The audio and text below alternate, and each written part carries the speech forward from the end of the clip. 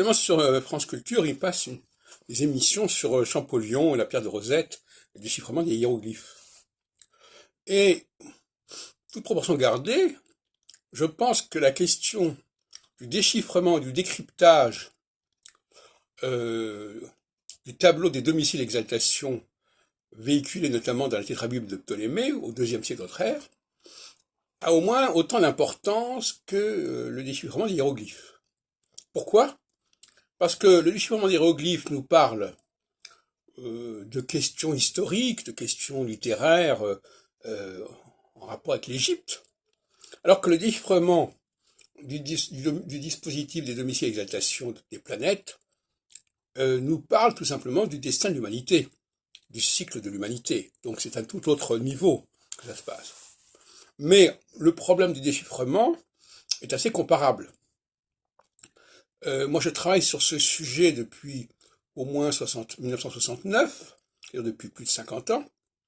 J'ai commencé à déposer d'ailleurs des mémoires à la Société des gens de lettres à cette époque-là, je crois. Et j'ai fait énormément de recherches, de travaux de toutes sortes. Je signale aussi les travaux de Lisa Morpurgo, qui paraissent en 71-74, en italien puis en français, et qui traitent du déchiffrement du zodiaque. Elle appelle ça le déchiffrement du zodiaque. Et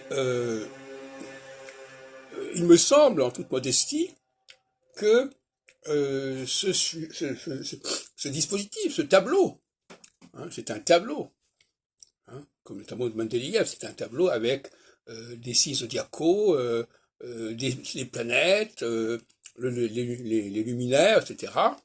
Eh bien, tout cela a toujours été considéré comme très important en astrologie, mais on n'en connaissait pas la clé. On en faisait des applications fantaisistes, farfelues, qui étaient récurrentes chez la plupart des astrologues, qui s'en servaient comme ils pouvaient.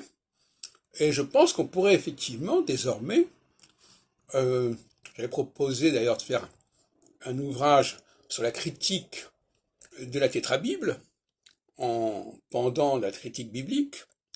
Et là, je pense qu'il faut encore mieux préciser qu'il s'agit de la critique du déchiffrement d'un certain tableau qui fait une page et qui propose, comme dans la pierre de Rosette, il y avait un élément qui avait différents facteurs qui étaient en relation entre eux, il propose une lecture.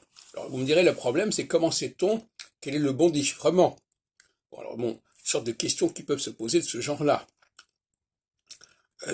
Au bout de 50 ans de recherche, un peu plus même, je crois avoir trouvé la clé, et comme dans le Champollion, il y avait des choses à décrypter, des modèles, des modalités à découvrir, et je crois que j'y suis parvenu.